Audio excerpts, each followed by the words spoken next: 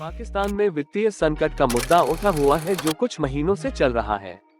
ये संकट विभिन्न कारणों से हो रहा है, जैसे कि कोविड-19 महामारी, बड़ी आर्थिक उथल-पुथल, अधिक आक्रामक मुद्रा नीति और अनुचित वित्तीय प्रबंधन आदि। इस संकट का सबसे बड़ा प्रभाव बैंकों पर हो रहा है, जिन्हें वित्तीय समस्याओं का सामना करना पड़ रहा है। बैंकों के उच्च आपूर्ति दर और निम्न ब्याज दरों से परेशान होकर उन्हें लोन निपटाने में भी मुश्किल हो रही है।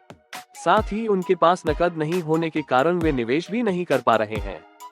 इस संकट से पाकिस्तान की अर्थव्यवस्था को भी बहुत बुरा प्रभाव पड़ रहा है। विदेशी निवेशक अपने निवेशों को वापस ले जा रहे हैं, जिससे देश के विदेशी मुद्रा भंडार कम हो रहे हैं।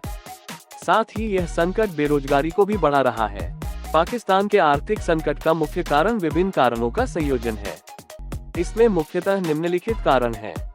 कोविड-19 महामारी की वजह से पाकिस्तान की अर्थव्यवस्था को बहुत बड़ा झटका लगा है। इसने विभिन्न क्षेत्रों में निवेश को प्रभावित किया है, जिससे अर्थव्यवस्था में गिरावट आई है। उच्च मात्रा में ऋण, पाकिस्तान सरकार के पास बहुत अधिक ऋण है।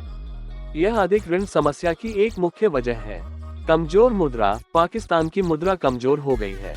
इससे पाकिस्तान के निर्यात को प्रभावित हुआ और विदेशी निवेशकों का ध्यान भी इससे हट गया है। अर्थव्यवस्था में निवेश कमी, पाकिस्तान में अर्थव्यवस्था में निवेश कम हो रहा है। इससे विभिन्न क्षेत्रों में विकास रुक गया है। पाकिस्तान इकोनॉमिक क्राइसिस, भारत का पड़ोसी देश पाकिस्तान 75 सालों में सबसे बड़े वित्तीय संकट पाकिस्तान इकोनॉमिक क्राइसिस का सामना कर रहा है। पाकिस्तान का विदेशी मुद्रा भंडार, पाकिस्तान फॉरेन रिजर्व्स लगभग खाली हो चुका है और देश के पास आयात के लिए नकदी की कमी हो गई है। ऐसे में कच्चे माल की कमी के कारण कई बड़ी फैक्ट्रियों ने काम करना, फैक्ट्री शटडाउन इन पाकिस्तान बंद कर दिया है। कई बड़ी कंपनियों ने यह ऐलान किया है कि वह अपने संचालन को कच्चे माल की कमी के कारण बंद कर रही हैं। किन कंपनियों पर लगे ताले? सुजुकी मोटर कॉर्प ने यह ऐलान किया है कि वह पाकिस्तान स्थित अपने प्लांट के कामकाज को 21 फरवरी 2023 तक के लिए बंद कर रहा है। कंपनी ने बताया कि उसके प्लांट में कई जरूरी चीजों खत्म गई है और विदेशी मुद्रा की कमी के कारण गाड़ियों के पार्ट्स का आयात नहीं हो पा रहा है। ऐसे में कंपनी ने कुछ दिनों के लिए प्लांट के संचालन को बंद कर दिया है।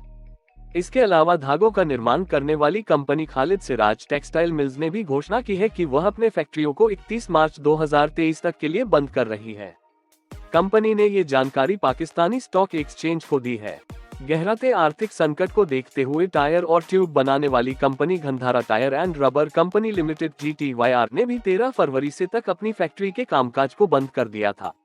कंपनी ने ऐलान किया है कि वह दोबारा काम 20 फरवरी से शुरू करेगी।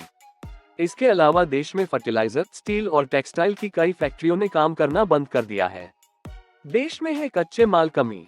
पाकिस्तान की ज्यादातर कंपनियों का कहना है कि उन्हें काम करने के लिए कच्चे माल को विदेशों से मंगवाना पड़ता है।